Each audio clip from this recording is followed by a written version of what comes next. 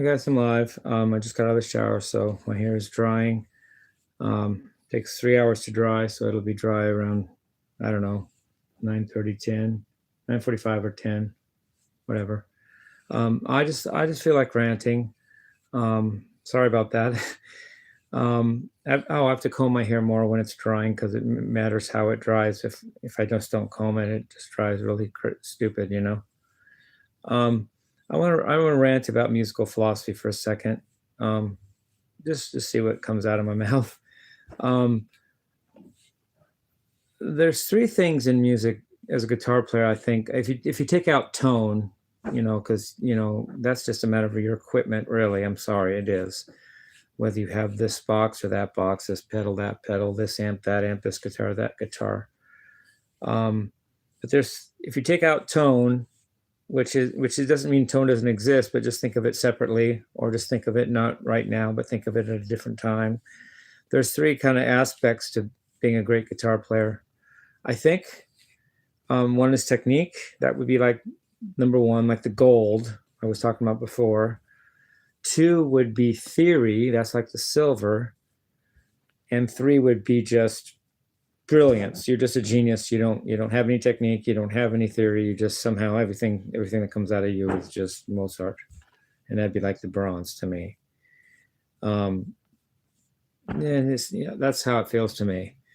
I want to give a case right now for the silver being important, which is the theory. Let me explain some of that. Technique is great. I mean, you have to play guitar to play guitar. You have to know your techniques.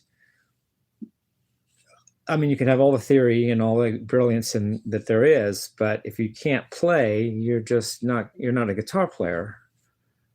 So learn to play is important.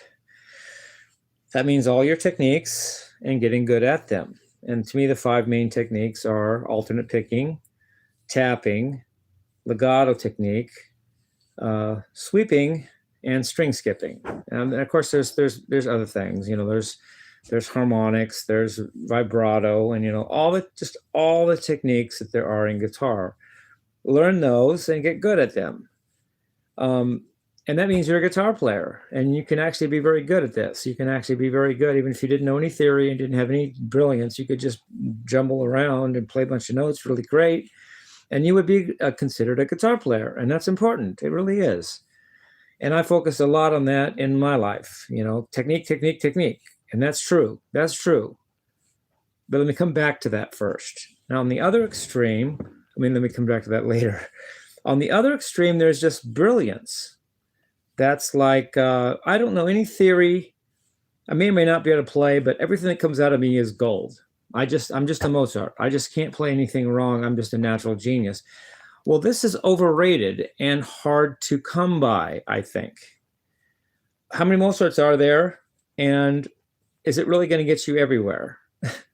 Those are the two questions to me. Yeah, there's a Mozart. And there's Van Halen, didn't know any theory. Let's say Jimi Hendrix didn't know even less theory, but they just were geniuses. Everything they played just came out great, and they couldn't miss, and they just have a natural knack. But first of all, that's hard to come by, and you're likely not one of those. I'm likely not one of those. Who's to say they really even were? But that's a legend. It's a myth, and maybe they were, maybe they weren't. But that's how the legend says it. That's what history says. That's how the legend lays it out for us to take or leave.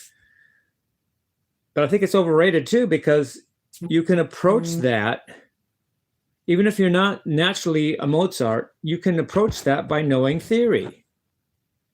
And not only that, once you have technique, that levels the playing field, and everybody can play, everybody can get there. Or if you practice enough, and if you have good natural reflexes, and if you started at an early enough age, those are probably all important.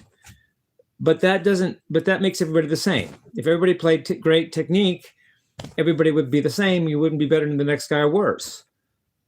And not everybody's a Mozart. Very few people are, and it may even be overrated. So it comes down, once you've been playing long enough and you get a lot of the crap out of the way, it comes down to how much you know about music. That actually becomes the playing field. The new virtuosity once you can play great and you have all the technique in the world, and once you've done all you can with your natural technique and played that out, you played every brilliant thing you can think of.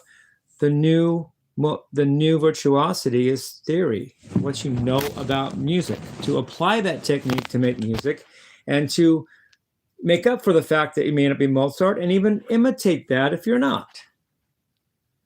And theory is so important, and that's why I hate to rag on one person, but this guy named DJ Alverson is my mentor. But he never gives me the time of day, and he told me from the get-go in the late 80s to drop this theory thing I was under. I said, I'm going to learn theory. He said, no, drop it. Don't go down this dark hole. Don't do this really hard thing. The trumpet player for Chicago, he didn't say that, but that's what I found out he was later, says analysis is paralysis. You're going down the wrong road. Don't do it. And I did it anyway. DJ's not me. He's not my conscience. He's not even God. Even. I did what I felt was right and did my theory anyway. And now I'm glad I did. Because now that anybody can play great, I think I play all right. And very few people are Mozart, and that may not even be a thing. What do you know about music, and what can you express with that knowledge? That's the new virtuosity to me. And guess what? I'm pretty good at that because I've been studying since the late 80s. I've been studying music theory for 37 years or so. I don't know, 30-ish. And I'm pretty good. And I get better all the time. But once you have some, you get more knowledge easier than if you didn't have the knowledge to start with. So not only do I have good knowledge from the study, I'm able to get more if I want because I have the background to understand the new knowledge. It's kind of like when I'm studying Mormonism. I don't know much right now, so it's hard for me to get any because I don't know anything. Well, once you've been studying Mormonism for a year or two, you can learn faster because you know more already. Well, at music, I do know a lot. And because I know a lot, I can learn even more. And because I know a lot, I know a lot. And I can express what my music can be informed by my knowledge. And I think that's a very important and overrated, because it's like second, like I said, number 2 is underrated. It's between, Mozartness and technique. In between is knowledge, theory. What do you know about music? Screw you, DJ. You don't give me the time of day. You never answer my calls. I don't even call because I know you're not going to answer, LOL. You don't text me. I don't text you because I know you're not going to text me. And you told me not to do this theory thing. Is that why you never talk to me? Whatever. I don't care. Do your thing. But I'm against it. I don't want to make this a hate thing on one person, but he did everything he could to discourage me from this, and I did it anyway. And it's one of the greatest. It's one of the best musical decisions I've made, I believe, because now I know my music. But guess what? I share it with you guys because I want you guys to be good too. It's what my channel isn't just showing off, though that's great. LOL. It has others. It's to bring back rock and roll first of all, and the peace of the 80s and 70s. I know the 60s were great, but I wasn't really there, so I can't speak of that really. And it's to teach you guys to do the same after me or while I'm doing it, to help you guys play too. It's not just me playing great. It's bring back the 80s, and you guys can play great too. So I help you guys play if you listen and learn, whatever. And I want to bring back the groove and the vibe we had, not just Jimmie's the hero, but bring back the vibe we had in the 80s when it was a looser vibe. We didn't have a 9/11, which was planned, by the way. It was a PNAC, Project for a New American Century. They had that. The Patriot Act was drawn up in 1986. 15 years later, they made an excuse to make it up, which was a 9/11, which was a farce. Then they gave us COVID to make it even worse. Well, screw that. Let's bring back the 80s when we actually had fun. We rocked out. We trusted each other. We weren't scared of each other. And we weren't noosed around the neck by the government. Put it that way. Whenever we go to the government because of something they drum up to make us feel weak and disempowered, so we need them, we get a noose around our neck, which is called government control. 9/11 was the biggest one, and COVID sealed the deal. Kind of tied the noose even tighter. What's number 3, guys? I'm against it, is all. I've studied the Illuminati. I've studied the conspiracy theories, and 9/11 was a hoax. They blew those buildings up. I don't know how they got the Arabs to fly those planes into the buildings, but that had nothing to do with the buildings blowing up, because planes driving into buildings don't cause buildings to blow up. It's never happened before, since, and it didn't happen then. They demolished those buildings. It's been said as much. They just deleted it or put it in a dark file or said, oops, I didn't mean to say that. One of them said it was a demolition job. Oh, I didn't mean to say that. And that file is very hard to find. You have to go to WikiLeaks or something. I don't know. I'm not an expert on how to find the stuff. I just know what the truth is. I know stuff. I just don't know the details of it's on this file or that file. I have no idea. But someone said it was a blow up job, or it was a explosion job, or it was a demolition. I think a demolition job. It was a demolition job. Bush or one of his cronies said that, and it was mistakenly, but it got recorded, either literally on tape or written down or both. It actually exists. Someone saying it was a demolition job. Either it was written or probably recorded. It's on some tape in some basement in some vault somewhere. But it doesn't make it not true that that's the case.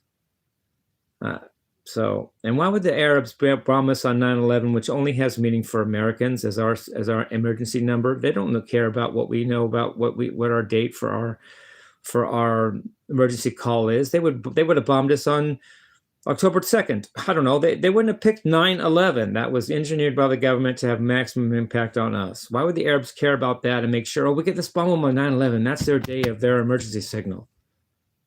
That only an American would think like that.